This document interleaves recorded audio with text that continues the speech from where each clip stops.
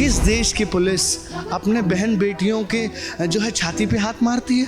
किस देश की पुलिस अपने बहन बेटियों के प्राइवेट पार्ट्स पे जो है डंडा घुसेड़ती है? अमित शाह को हम कहना चाहते हैं, क्या इतना निर्दयी हो गए हैं आप? क्या आपके अंदर जो है वो मानवता मर चुकी है? इस देश के बच्चों के ऊपर पैलेट गन चलाया गया। हरियाणा की बेटी, उसके कान के पर्दे फट गए। निठल्ली, नाकारा, निर्लज्ज, बेशर्म दिल्ली पुलिस एक आंकड़ा दे रही है कि 2800 जो है वो क्रिमिनल्स यहाँ घूम रहे थे। तो मैं दिल्ली पुलिस से कह रहा था, आप क्या कर रहे थे? आपके हाथ में दही जमी हुई थी, आपने उनका बेल कैंसिल क्यों नहीं किया? अगर वो खूंखार अपराधी थे तो यहाँ तो ये दिखा रही है कि इससे नकारी और निठल्ली पुलिस, पूरे दिल्ली पुलिस को बर्खास्त कर देना चाहिए। तानाशाह भाजपा सरकार के कथनी और करनी में कितने ज़मीन आसमान का फ़र्क है कि एक तरफ छात्रों को बुलाते हैं बात करने के लिए और दूसरी तरफ पीठ में छुरा घोंपने का काम करते हैं। किसानों को खालिस्तानी, पाकिस्तानी, आतंकवादी बताया गया। आज वो ही काम जो है छात्रों के साथ हो रहा है।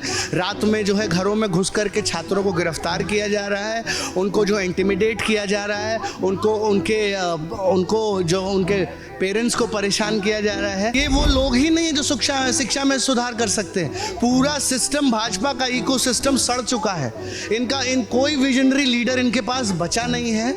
ये विजनलेस लोग हैं। ये शिक्षा में कोई सुधार नहीं कर सकते हैं। युवाओं से जुड़ने के लिए जो वीडियो बना रहे हो मोदी जी, फिर गलती कर रहे हो। संभल जाओ और अपनी पुलिस को समझा लो और इस अमित शाह का इस्तीफा ले लो। कि दम है कितना दमन में तेरे, देख लिया है देखेंगे। जगह है कितनी जेल में तेरे, देख लिया है देखेंगे। दोस्तों, अभी हमारी मौजूदगी जंतर मंतर पे है और 25 जुलाई के बाद हम पहली बार जंतर मंतर पे आ रहे हैं। आज 29 जुलाई है। छात्र संगठन फिर से एक बार आए हुए हैं कि पुलिस ने जो दमन किया है और अभी भी लगातार कुछ बच्चों को पकड़ रही है, उसके खिलाफ कि ये सब दमन, पुलिसिया दमन बंद हो। और इस पूरे आंदोलन को कैसे देखते हैं? हमारे साथ हैं सोशल एक्टिविस्ट अतुल। अतुल, कैसे देखते हैं पहले इस पूरे आंदोलन को? मैं तो यही कहूँगा सरकार से कि दम है कितना दमन में तेरे, देख लिया है देखेंगे। जगह है कितनी जेल में तेरे, देख लिया है देखेंगे। अभी 25 तारीख को ही घुटने टेकी है इस सरकार ने इस देश के युवाओं के सामने, और फिर से किस तरीके से दमन पे उतारू है। ये मतलब इससे बड़े शर्म और दुर्भाग्य की बात नहीं हो सकती है कि इस तानाशाह भाजपा सरकार के कथनी और करनी में कितने ज़मीन आसमान का फ़र्क है कि एक तरफ छात्रों को बुलाते हैं बात करने के लिए और दूसरी तरफ पीठ में छुरा घोंपने का काम करते हैं। और बिहार, बंगाल, असम, उत्तराखंड, हरियाणा, हर जगह जो है छात्रों के ऊपर जो है बर्बरता की जाती है। फिर से उनको जेलों में ठूसने का काम किया जाता है। इससे बड़े शर्म, दुख, पीड़ा, दुर्भाग्य की बात नहीं हो सकती है। हम इस सरकार और अमित शाह से कहना चाहते हैं कि हमारे हौसले चट्टान की तरह मजबूत हैं। ये आपका दमन हमारे हौसले को पस्त नहीं कर पाएगा। ये और अपने लिए जो है गड्ढा खोदने का काम कर रही है ये सरकार। और छात्र कहीं गया नहीं है, छात्र इसी देश में है। ज़रूरत पड़ेगी तो फिर से छात्र जो है वो पूरे दिल्ली को पाटने का काम करेगा।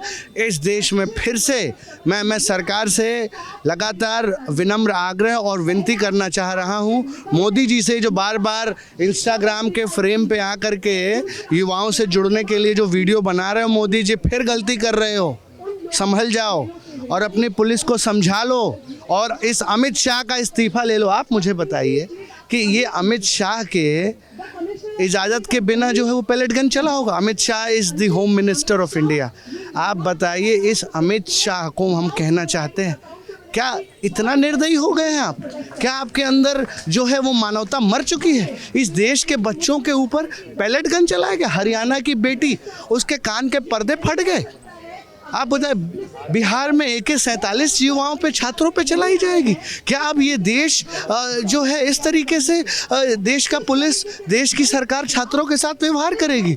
जब रक्षक ही भक्षक बन जाएगी तो फिर इस देश की जनता क्या करेगी? क्या करेगी आप बताइए। क्या लगता है आपको, पुलिस ने जो इस तरह से दमन किया है, इसके पीछे आप किन लोगों को देखते हैं? और पैलेट गन जब कश्मीर में चलता है, जहाँ की एक तरह से अलगाववाद की समस्या रही है, तब जो है अंतर्राष्ट्रीय मीडिया और अंतर्राष्ट्रीय ह्यूमनिटी ऑर्गेनाइजेशन आवाज़ उठाने लगती है और दिल्ली में जो कि राजधानी है छात्र संगठनों पर इस तरह की पैलेट गन चलाया गया। देखिए, जो भी भाजपा मोदी आरएसएस के खिलाफ सवाल उठाएगा, सवाल करेगा, उसको आतंकवादी घोषित कर दिया जाएगा। इससे पहले आपने देखा किसानों को खालिस्तानी पाकिस्तानी आतंकवादी बताया गया। आज वो ही काम जो है छात्रों के साथ हो रहा है। रात में जो है घरों में घुस करके छात्रों को गिरफ्तार किया जा रहा है, उनको जो इंटिमिडेट किया जा रहा है, उनको जो उनके पेरेंट्स को परेशान किया जा रहा है।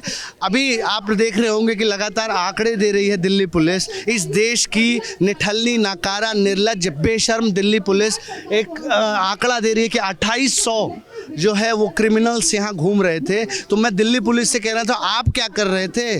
आपके हाथ में दही जमी हुई थी, आपने उनका बेल कैंसिल क्यों नहीं किया? अगर वो खूंखार अपराधी थे तो यहाँ तो ये दिखा रही है कि इससे नकारी और निठल्ली पुलिस, पूरे दिल्ली पुलिस को बर्खास्त कर देना चाहिए। ये पुलिस के नाम पर धब्बा है, कलंक है और पूरी दुनिया में इस दिल्ली पुलिस के ऊपर इस देश की जनता और दुनिया की जनता हंस रही है। आप बताइए मेरे भाई, किस देश की पुलिस अपने बहन बेटियों के जो है छाती पे हाथ मारती है?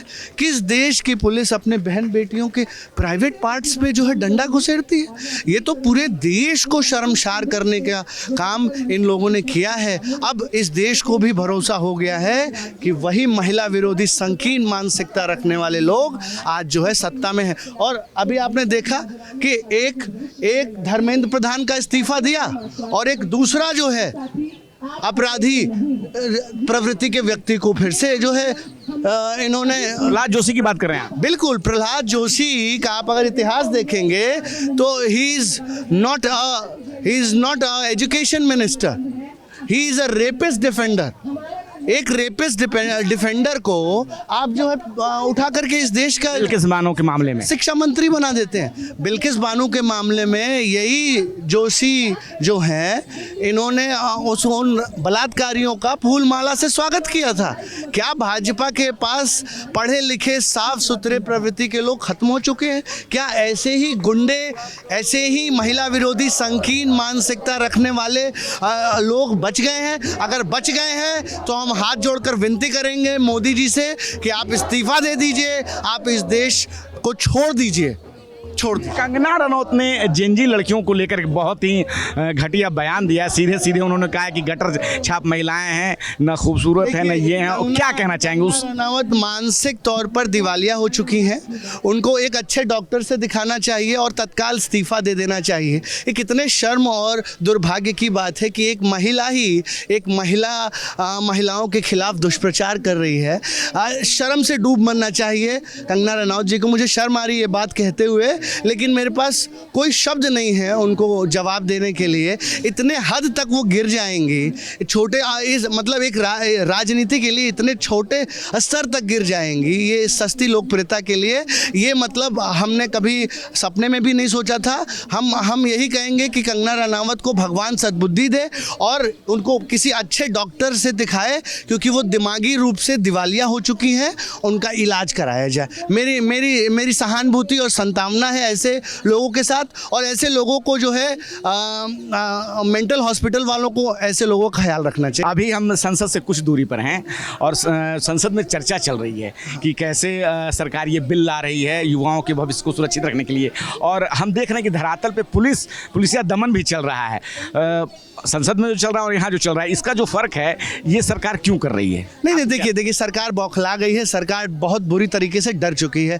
तानाशाह जब डरता है, दमन और पुलिस को आगे करता है।